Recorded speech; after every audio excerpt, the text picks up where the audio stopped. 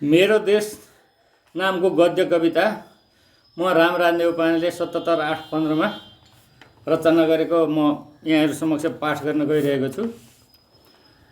टुक्रा टुक्रा भएर रहेको मेरो देश, भुरी टाकुरी राज्यमा विभक्त भएको मेरो देश, पृथ्वीनारायण शाहको आँट र बहादुरीले एकीकरण भएको मेरो देश, विशेषनगरजीको सल्लाह र सहयोगले एकीकरण भएको मेरो देश, जनताको साथ र सहयोगले एकीकरण अभियान सफल भएको मेरो देश, टिस्टा र काँडासम्म सीमा फैलिएको विशाल मेरो देश, वीर बलभद्र कुँवरको वीरत्वले रक्षा गरेको मेरो देश, अमरसिंह भक्ति थापा जस्ता देशप्रेमीले रक्षा गरेको मेरो देश, भीमसेन थापा जस्ता देशभक्तहरूले जोगाएर राख्न सकेको स्वतन्त्र मेरो देश, जङ्गबहादुरको चलाखीले नयाँ मुलुक फिर्ता ल्याएको मेरो देश, सुगौली सन्धिले मेची पूर्व र काली पश्चिमको भूभाग गुमाउन बाध्य पारिएको मेरो देश, स्वतन्त्र र अविभाज्य नेपाल भनेर चिनिएको मेरो सुन्दर देश, साथी आज किन चिरा भइरहेछ मेरो देश।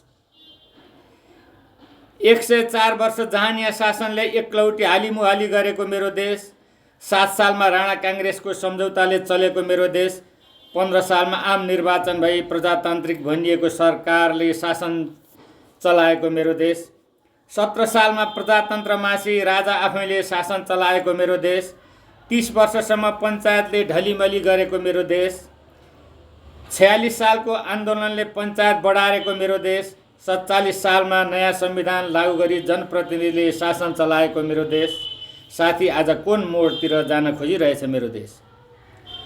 52 सालदेखि 10 वर्ष माओवादी युद्ध झेलेको मेरो देश, जनयुद्धको नाममा अनगिन्ती निर्दोष जनता मारिएको मेरो देश, जताततै लुटपाट आतंक र डर त्रासले आतंक पारिएको मेरो देश,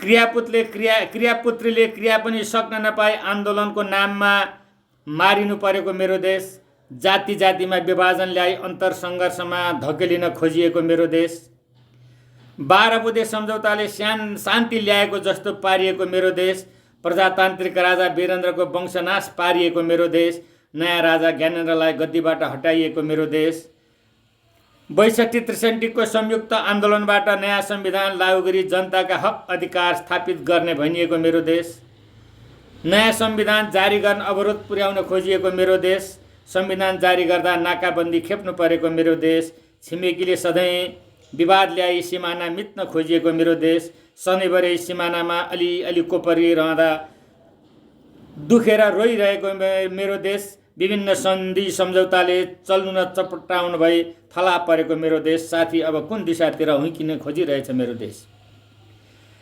देशमा सञ्चालित उद्योग कल कारखाना 47 सालपछि सरकार आफैले बिक्री गरी नेपालीलाई बेरोजगार बनाइएको मेरो देश, रोजगारीको लागि खाडी मुलुक लगायतका विदेशी मुलुकमा युवा युवतीलाई धकेलिन बाध्य पारिएको मेरो देश, अस्थिर सरकारका कारण विकासमा अवरोध भयो भने नारा घन्काइएको मेरो देश, स्थिर सरकार होस् भने जनताले कम्युनिस्टलाई बहुमत जिताइदिएको मेरो देश, जनताको भारी बहुमत प्राप्त गरी सरकार बनेको मेरो देश, गरिब निमुखा सोझा जनताले आशाको केन्द्र ठानिएको सरकार बनेको मेरो देश,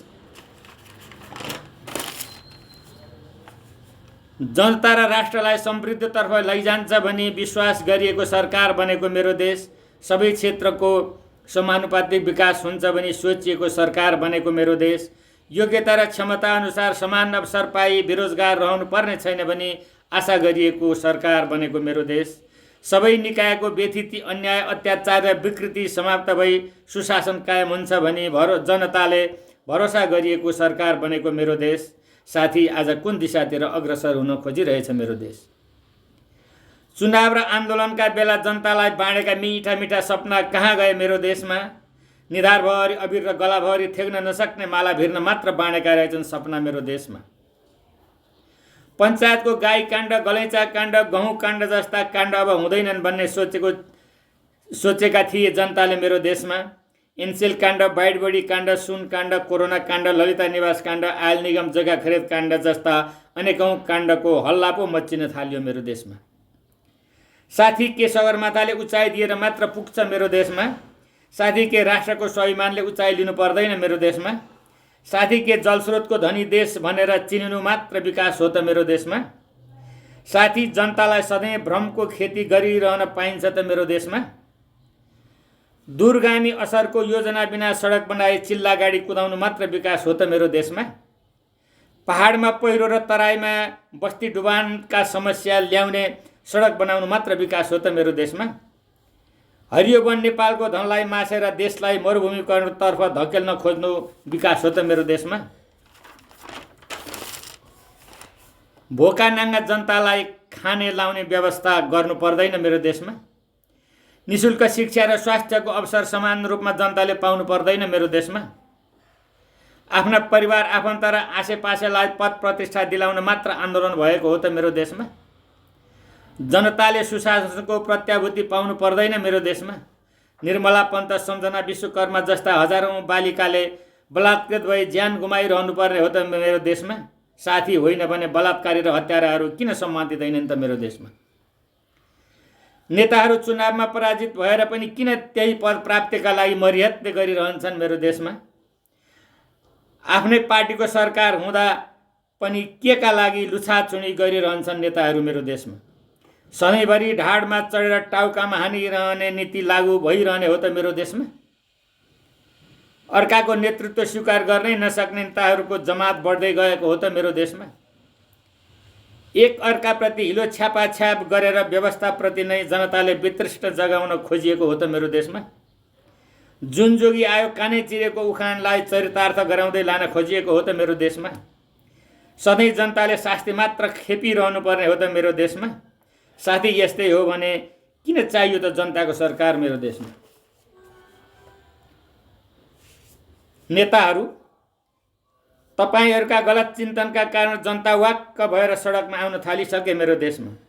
तपाईहरूका विरुद्ध जनतालाई सडकमा छताछुल्ल हुने वातावरण नबनाउनुहोस् मेरो देशमा।